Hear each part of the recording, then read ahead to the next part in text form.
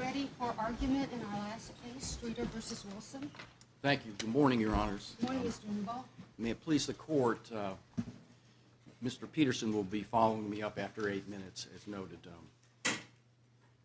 We believe this case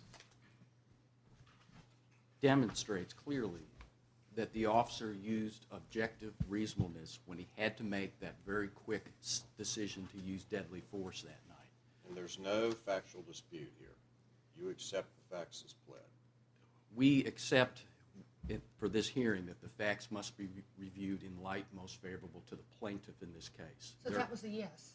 There were disputes at trial as to what the facts were. The officer... Obviously, if there are factual disputes in a qualified immunity case, we wouldn't have jurisdiction. That's correct.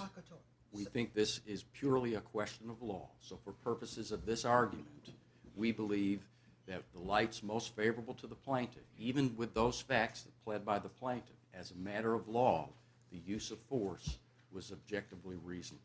You started a statement there were disputes at trial. Finish that one.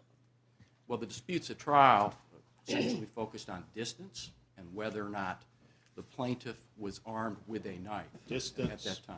Distance between the officer and the plaintiff? That's correct, Your Honor. That's correct. And what are the other disputes? The other dispute was whether or not the plaintiff was armed with the knife at the exact moment that the officer discharged his firearm.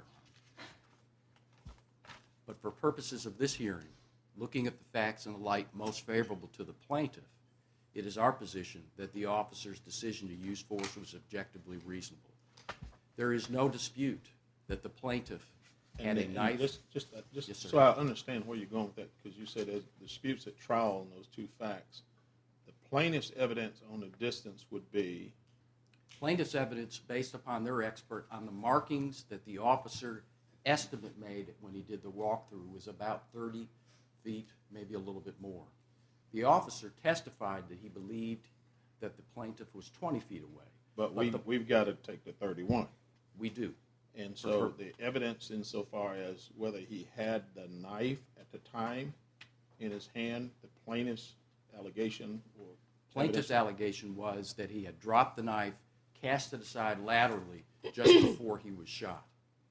And what about the statement that at some point, I think there was a statement by the officer that says that the plaintiff said, I don't have it, something to that effect, or The plaintiff testified at trial that he said, I do not have the knives. Didn't you see me throw the knife down?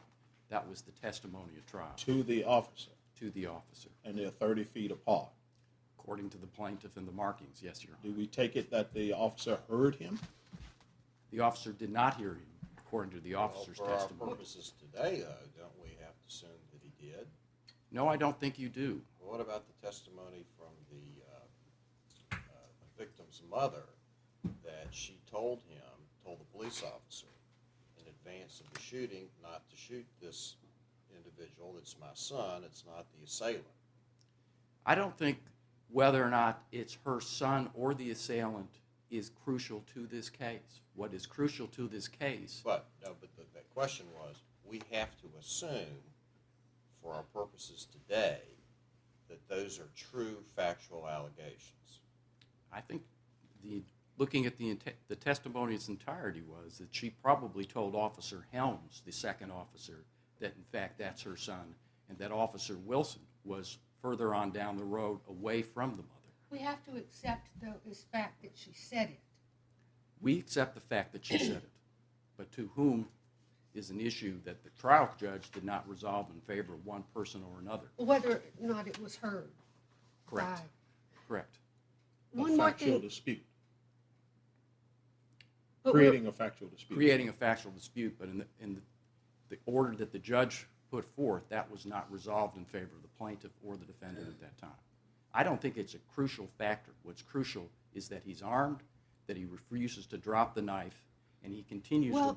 Yes, Your Honor. The reason, I guess, so much time is being spent on this is in order for us to have jurisdiction at this point, we have to accept some statement of facts as given. So we're trying, or at least I'm trying to understand, I'm trying to assure for us to have jurisdiction that we're all operating on the basis of the same facts. And those facts are the facts as pled and taken in the light most favorable to the young man, Sutton and Miss Streeter. So those facts are, and tell me if I'm getting any of them wrong, that the mother did say, "Don't shoot, that's my son." I don't think there's any indication of whether or not she was hurt or not. That JG was 31 feet away, Correct, Your Honor. not 20, and what is the fact on what are the facts with respect to JG having the knife at the time the shots were fired? According to the plaintiff, the facts were that the knife was cast aside just prior to the shots being delivered. And so, but that's what we have to take. I agree, Your Honor. I agree wholly. Given those facts, based upon what occurred just prior to the shots being fired, was that there was a figure. There's no dispute that two figures were approaching the officer. One of them was carrying a shiny object. The officer repeatedly yelled to drop the weapon, drop the weapon, drop the knife. And yet, the figure moves forward. It is at that moment, our contention is that the plaintiff is an immediate threat, not only to the officer, Of course, in the facts that Judge Duncan just recited, the knife is gone. but just prior to the knife being cast aside, like the incident in Sigmund, it would be reasonable for an officer not to see that. And when it comes to reviewing whether or not the force is lawful, we now kick into the Graham analysis. But in Sigmund, if I'm remembering it correctly, the assailant and the police officer were closer than you and I are. They were, but the assailant didn't continue walking forward, sending out the message that he would not comply. Failure to comply and not drop a weapon and not immediately follow those officers' commands over a repeated series of distance is sufficient to make that threat immediate and apparent, whether it's 20 feet or 30 feet. It all factually What about depends. 50 feet? In some circumstances, 50 feet would be, Your Honor. Immediate.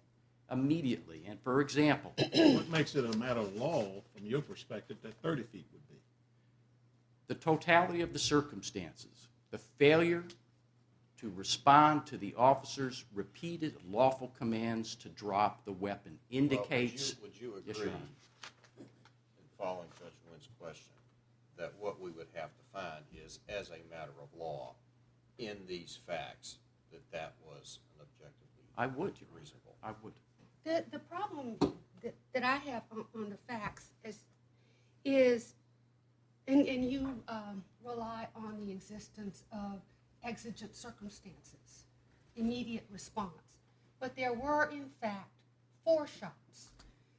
And even if we were to conclude and agree that Wilson could reasonably have perceived JG as a threat prior to the first 2 shots, because JG was far away, approaching, holding a knife, being belligerent and non-compliant, how can we find that the latter 2 shots, including what the officer himself described as a kill shot, when JG was 30 feet away, standing still, and you can see it unarmed? This is not a case in which there are 4 shots fired in rapid succession. This is a case in which there was a break in the action, and the officer had time to stop and reassess before firing the kill shot. Your Honor, I submit to you that he did reassess, and based upon his perspective, he found that the plaintiff was still an imminent threat by Even though standing he was and blading towards him. standing still. He was 30 feet away. He was standing still. He was at that point unarmed. Your Honor, I would, as far as the issue of unarmed, we will have to stand by Sigmund because he had previously been armed right up to that point. And so it was reasonable for him to believe, even if he was mistaken. Standing still and staring at somebody is, in fact, one of the precursors that many people use before they charge forward again. That's why you have to tack on immediate. And in this particular circumstance, if you look at the totality of the circumstances, it happened incredibly fast for the officer to make the decision. What the officer relied on was the past objective behavior. What a reasonable officer will rely upon is the behavior that leads up. The failure to comply, particularly dropping the weapon, is crucial. Continuing forward is crucial. Therefore, it is reasonable for that officer at that time to believe that he's an immediate threat, even if he had dropped the weapon, because the officer may not see it due to the fast-changing circumstances under which this occurred. So I want to go back to this 31.5 feet, I guess it is, as opposed to the 20 feet. And the questions that Judge Duncan, Judge Ages alluded to in terms of the fact that we have to determine that as a matter of law, this existed at 31 feet. The basis, as I understand, for maybe 20 feet, is there is some evidence, or at least some expert testimony, or something there that says that 20 feet with a knife, or you're in danger within 20 feet. It's called the 21-foot rule, and there was evidence at the trial. And it's based on something. It's based on more than just I feel like it or a court felt like it. It's really based on experience or some type of testing, isn't it? It's based on the stopwatch, and what it showed was the amount of time it takes for a adult male to move forward 21 feet to get to a target. It does not take into consideration what the expert also noted in the trial is that simply because somebody is struck, and I hate to talk about these type of things, but struck center mass does not mean that person stops. And the facts in this case, it's absolutely clear. Well, the question then goes, we're talking at 20 feet. You've got this evidence based upon whatever the basis is, maybe experience of years, but 31, we begin to move into maybe, as you probably recognize, it's got to be somewhere gray you begin to move into. At 50, at 100 feet, or 200 feet with a knife. I understand. And to pull out a gun and to shoot at that time. And you said an adult male, and this plaintiff was 15 years old. He was. But the 21-foot rule, I think, is a red herring in this case. It's the totality of the circumstances. Distance is certainly part of it.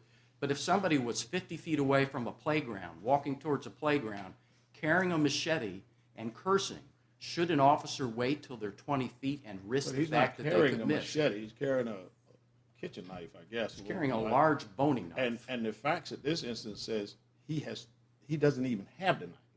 It also says he's yelled out, I don't have it. And under his facts, he's only 30 feet away. The officer is in a position to hear this. And he shoots a gun at someone who has a knife who's 15 years old. Your Honor. That's not good. It's not a good situation whenever a firearm is discharged. But the person who put this into play, and this is where Scott versus Harris has some relevancy, the culpability of how this got into play was he picked up a knife.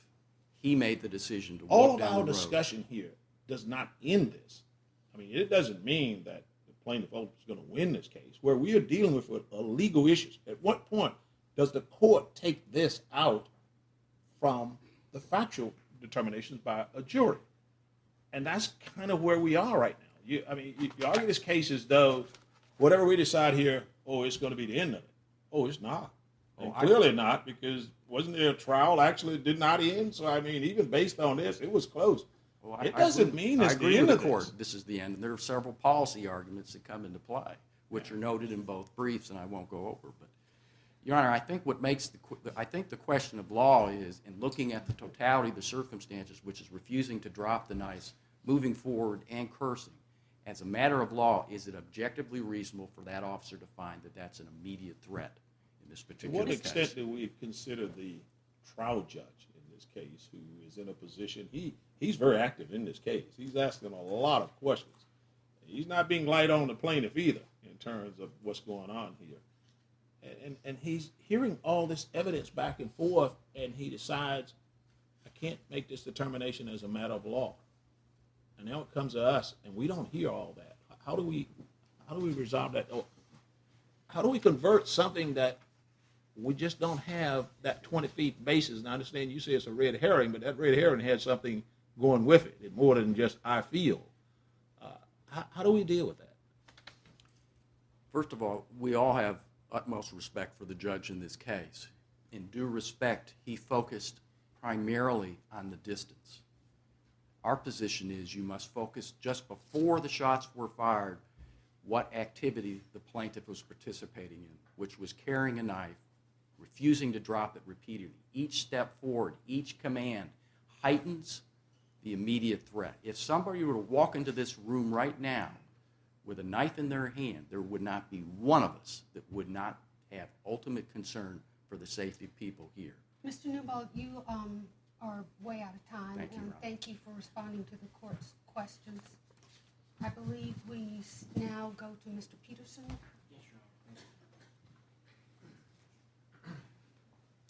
May it please the court, Daniel Peterson, also for Matthew Wilson.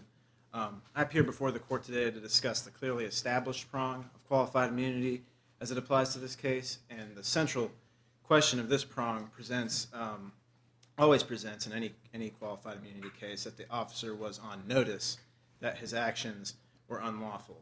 And this is in a completely independent analysis from the objective reasonableness standard that Mr. Newbold was discussing.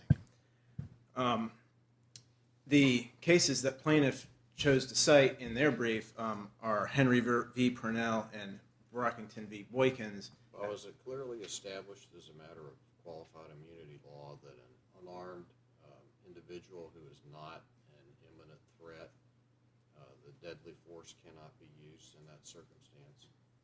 In that circumstance, Your Honor, that would be true. I don't believe that's the facts that we have in this case. I believe that as Mr. Newbold touched on, that the recently armed piece of this is relevant. I believe that there is a...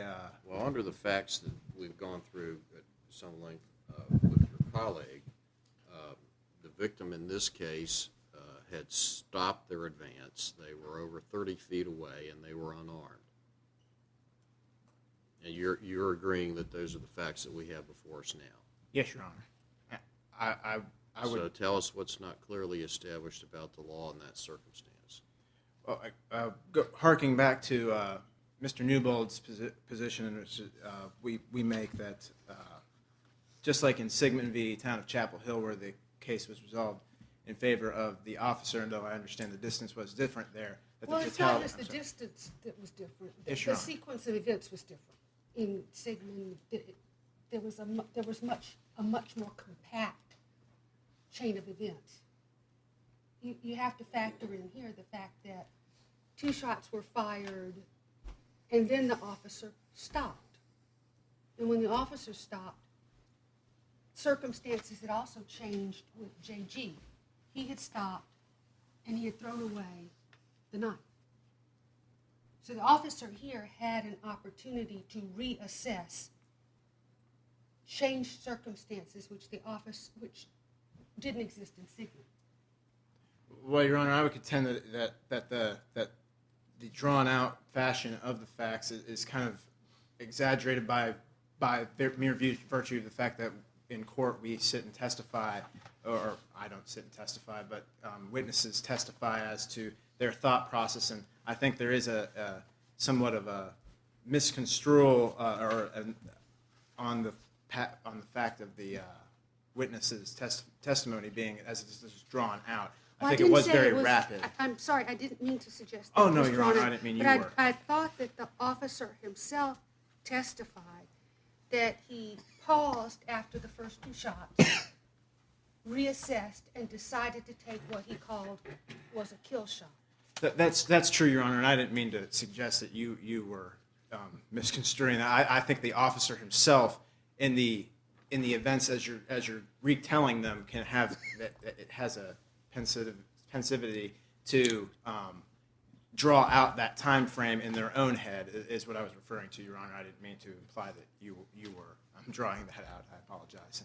No, I understand. Thank you. But to the point of qualified immunity, the clearly established prong, I don't believe that just hanging on the Graham v. Connor or the Graham analysis is sufficient as to clearly establishing the particularized right in this area of law. I believe that rather we have to go with Brosseau v. Hagen, where there was a violent crime scene, which I think that it's important to remember as well, that this was a scene of a stabbing. You have a gentleman with a knife coming at the officer in open air, so to speak. He can go left, he can go right.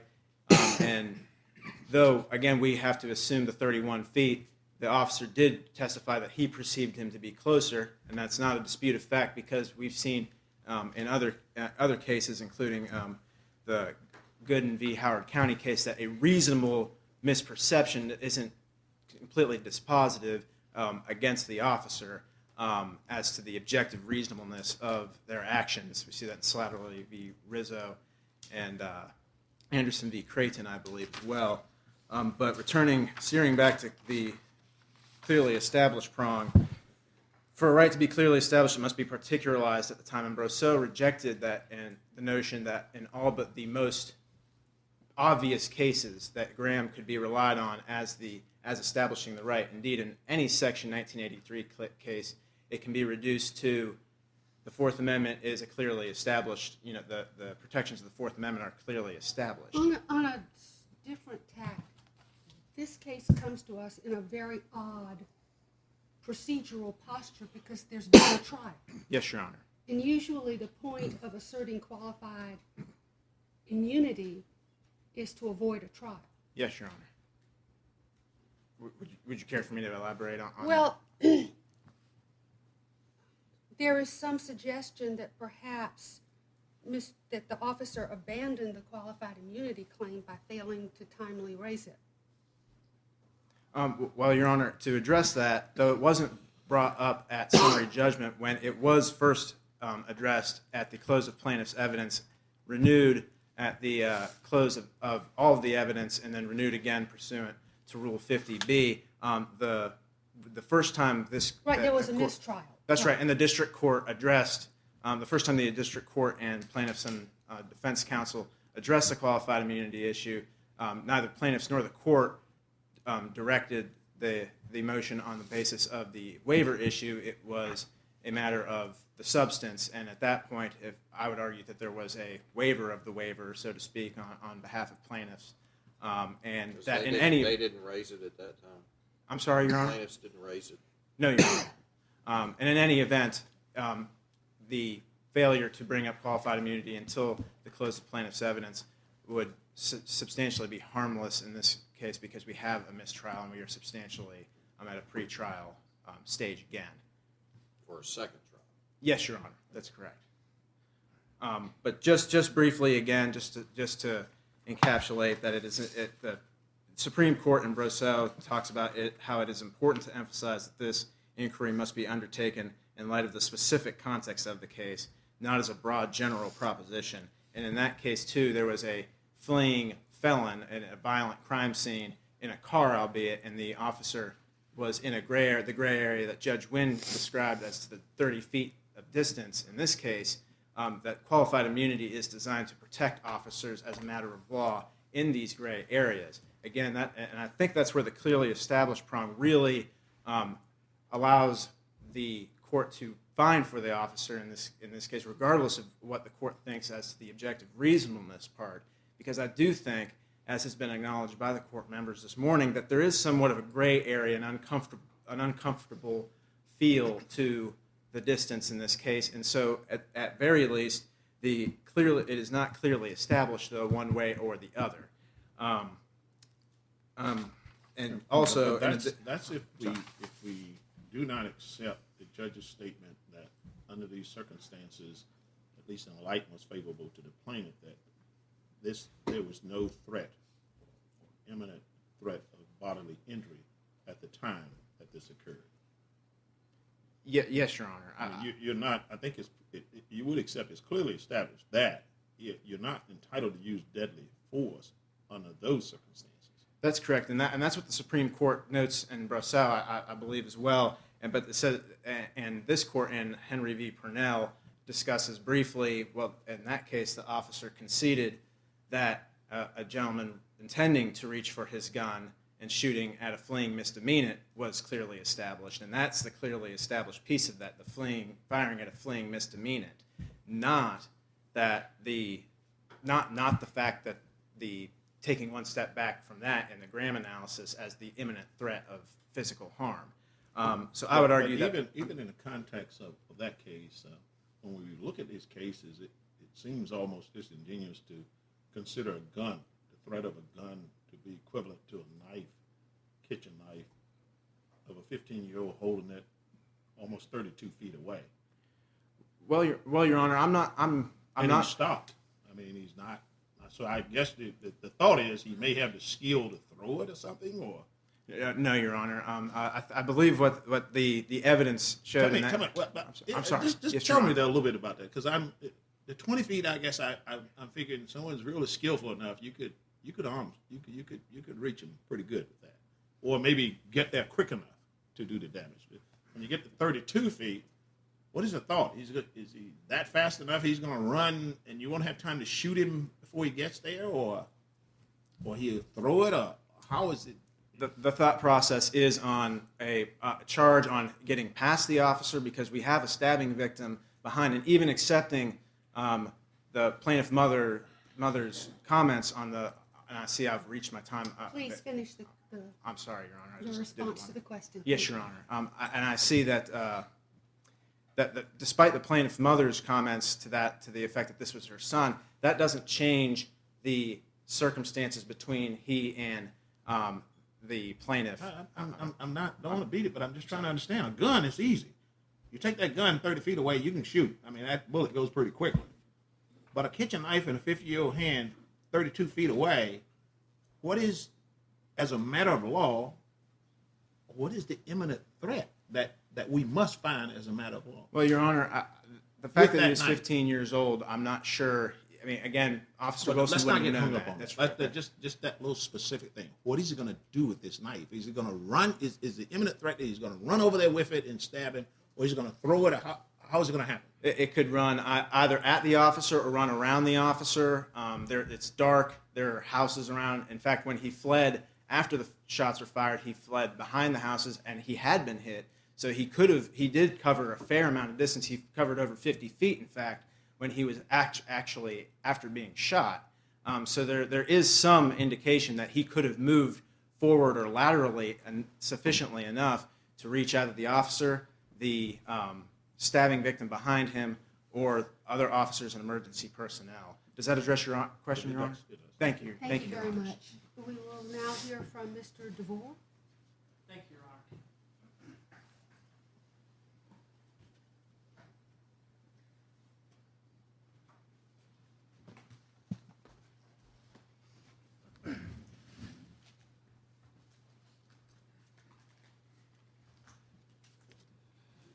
May it please the court, Will DeVore on behalf of JG. Your Honors have been, based on the case law that I've reviewed prior to this hearing, you've been on the panel and heard qualified immunity before. I take it you're DeVore the third, not the fourth. I'm the fourth. You're the fourth. Okay. Third is sitting behind All me right, right good. there. All right. I want to know which DeVore I'm talking Conveniently sitting behind me. Your Honors hit on pretty much all of the important points that I brought up in my brief, and the first threshold issue I think we have to answer is whether this is proper before you today. And the two, you both, all three of you hit on the two parts that concern me. The first one is from the Supreme Court case of Mitchell v. Forsyth, which Your Honor Duncan gave the opinion in Ico v. Shreve that talked about Mitchell v. Forsyth. What Mitchell v. Forsyth said was that qualified immunity is an immunity from suit rather than a mere defense to liability, and like absolute immunity, it is effectively lost if a case is erroneously permitted to go to trial. Are you going to argue waiver? I am, Your Honor, and I do believe that they have waived the immunity aspect of it, because the whole purpose of from the cases I've When read, did you raise that issue? we didn't raise it at the trial, but Well, in fairness, the officer didn't raise qualified immunity. Is this correct? Until Prior. after mistrial? and Your Honor, what's also Is that that is correct? correct. That is correct. They raised it, I believe, I thought initially. I thought, No, they I- raised it wait a initially. minute. Oh, excuse me. I thought that the opposing counsel said that he raised the issue at the conclusion of the plaintiff's evidence. That's true. Yes, Okay. yes. And then Which is renewed still- it afterwards. No. Thank you. What's concerning also about that is that in the City of Charlotte's answer, they answered, this was their qualified immunity defense in their answer, what they pled. To the extent permitted by applicable laws, plaintiffs' claims are barred by the public duty doctrine, statutory and or common law immunity. They never specifically pled qualified immunity, never amended, and subsequently after. But if you didn't raise it in the district court, when they raised it, you didn't raise the objection that it was waived when they did raise it, both 58 and 50B. Why do you get to raise the issue now? Why haven't you waived it?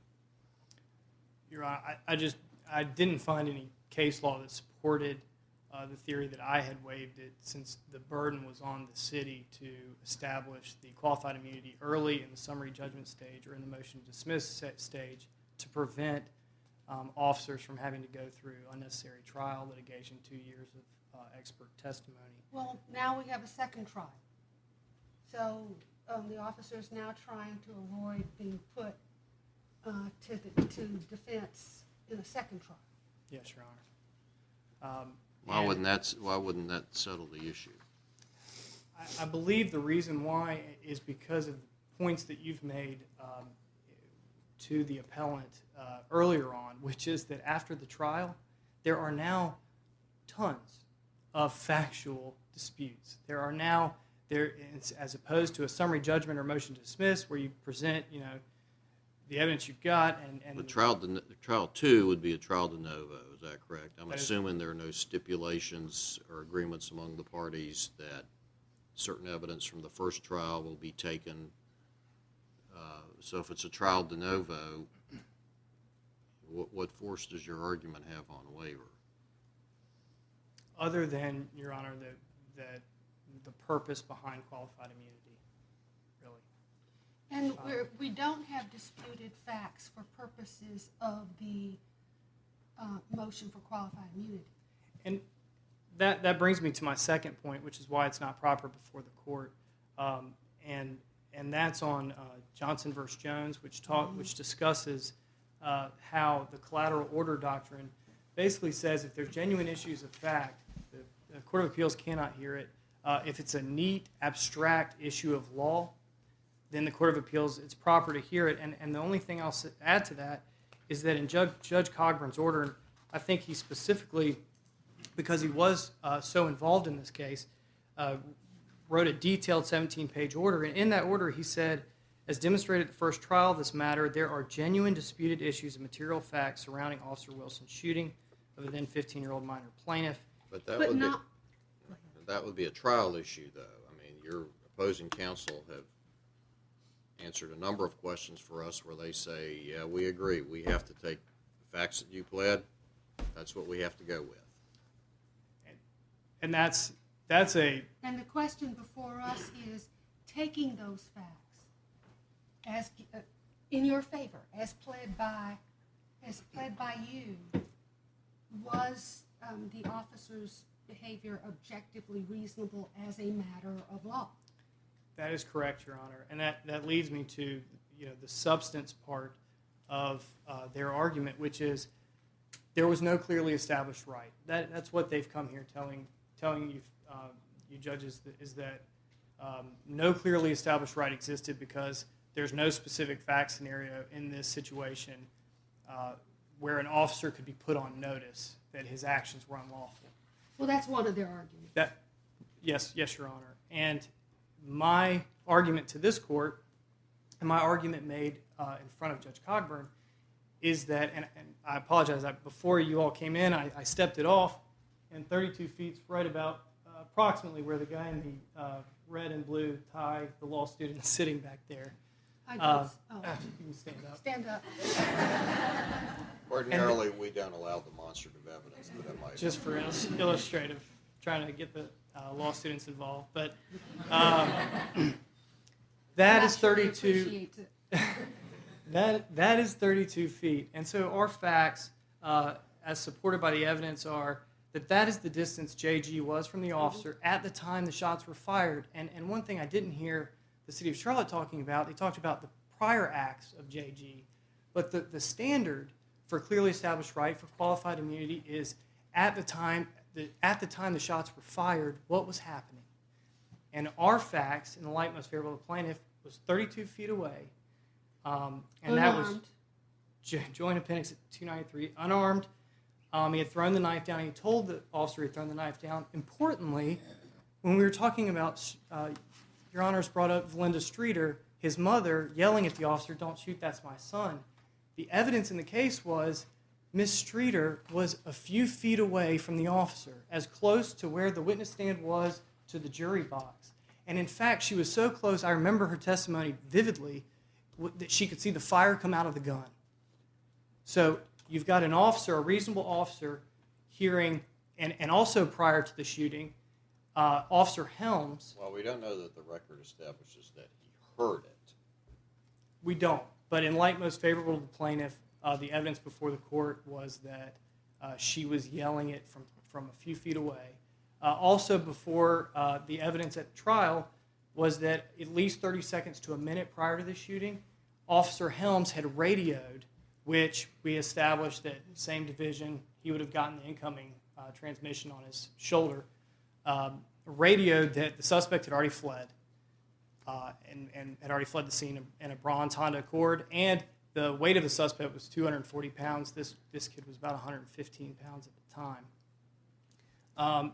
Also, again, JG was stopped. That's Joint Appendix at 147. And I think that's the crucial component to this case. I really do. And that's what we argued a lot in trial, and what I'm arguing before you today.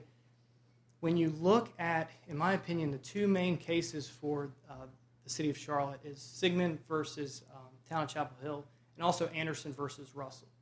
In both of those cases, they found for qualified immunity for the officer. What I found is kind of a theme in all these qualified immunity cases. And that theme is where there is an overt or aggressive act by the suspect, given the proximity of the suspect to the officers, that a reasonably trained officer would believe there to be an imminent threat of serious bodily harm or death to himself or others.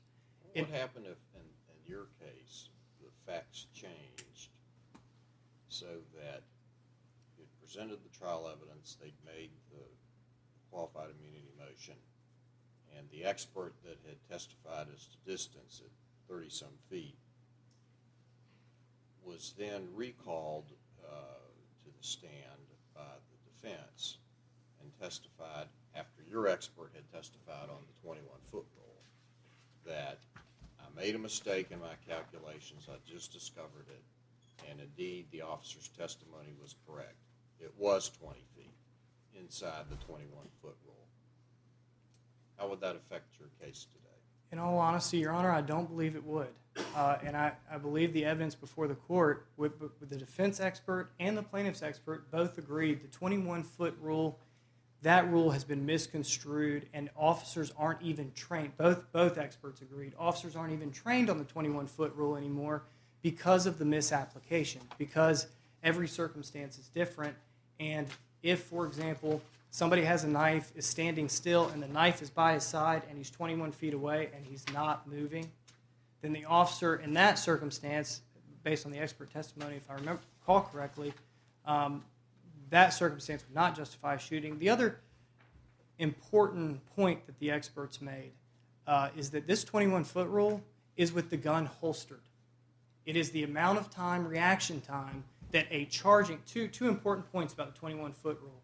It's for when suspects are coming at the officer, and it's for when the gun is holstered. So it's a reaction time for how long it takes to unholster your weapon, get in the A-frame position, and fire. And that was where it kind of originated. Based on the trial, the 21-foot rule was talked about on repeat at trial.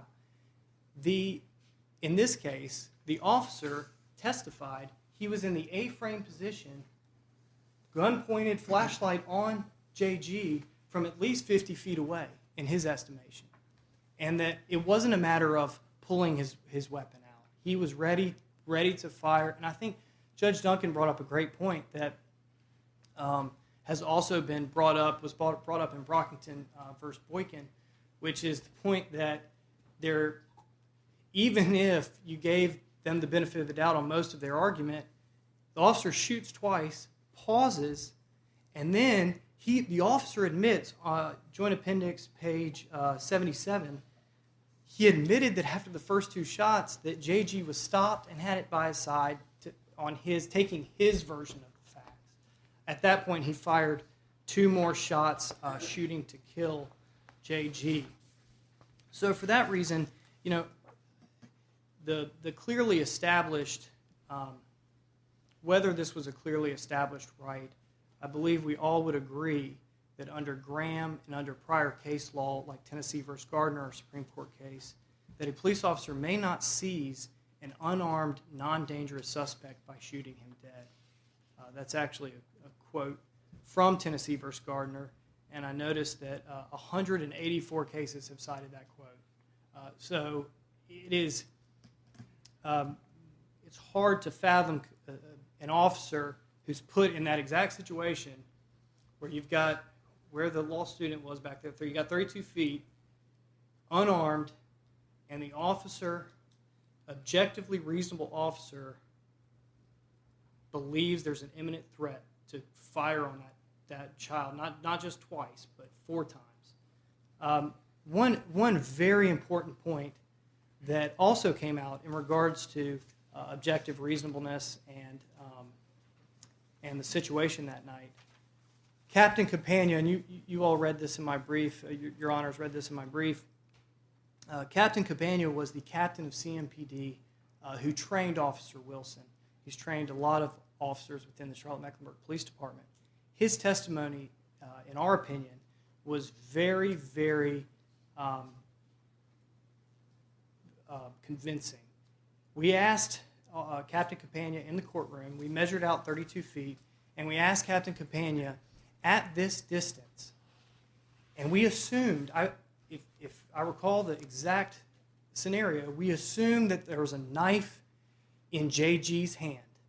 At 32 feet, Captain Campagna, based on your training, how you train your officers, was there any circumstance that you can think of that would justify the use of deadly force? Captain Campagna said, I can't think of any. And when you're talking about qualified immunity and you're talking about objective reasonableness, if the training officer of all of the Charlotte-Mecklenburg Police Department cannot think of a circumstance with a suspect with a knife in his hand from 32 feet away, which the facts don't support, then how can qualified immunity happen in this instance? Along those lines,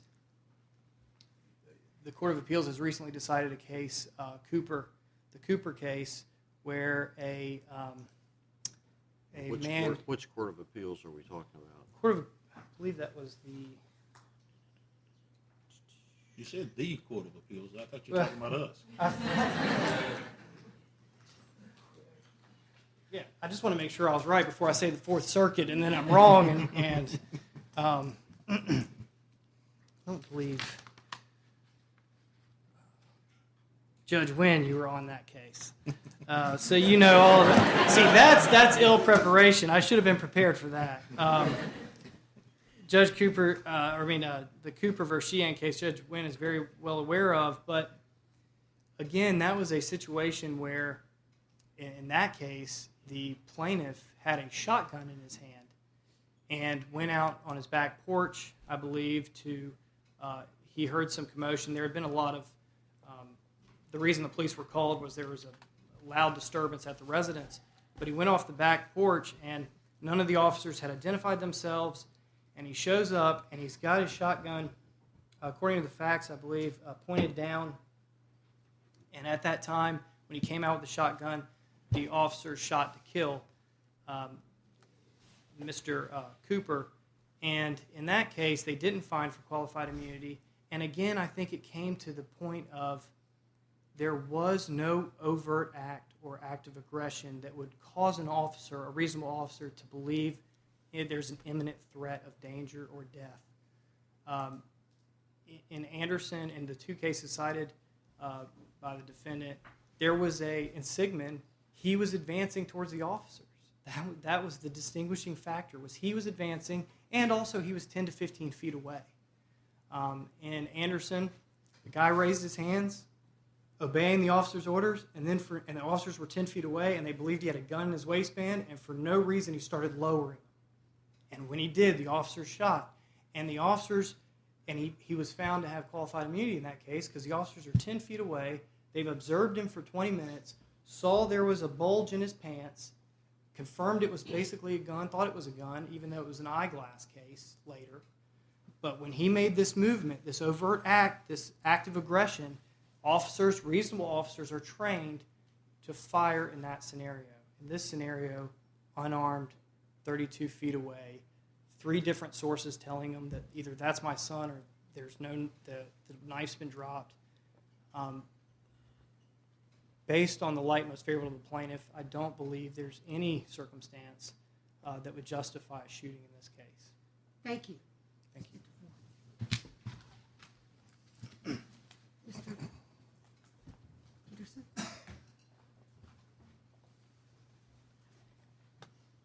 Your Honor, may it please the court, I'll be brief in my reply remarks.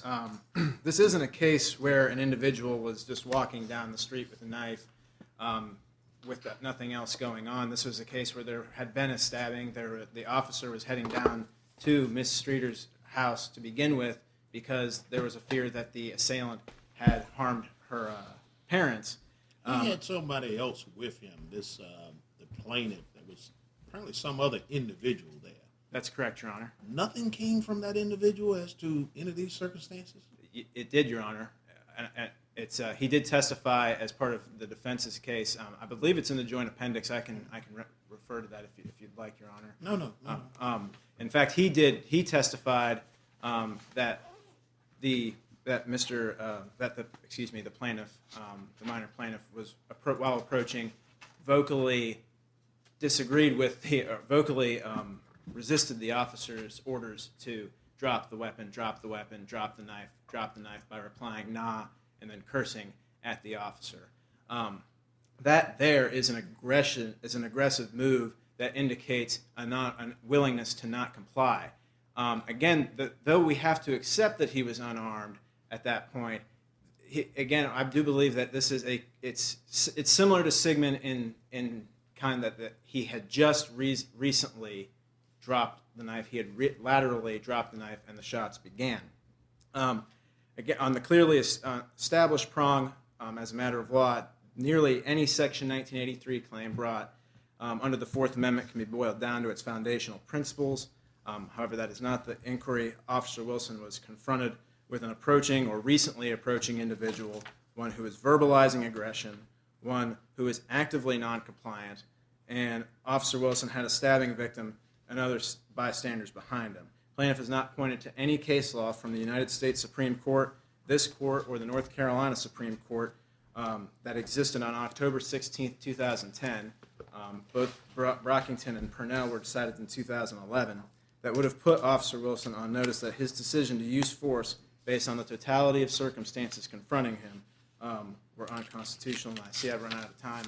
Thank you so much, Your Honors. Thank you very much. We will adjourn court for today, come down and greet counsel, and then we will come back up and take questions from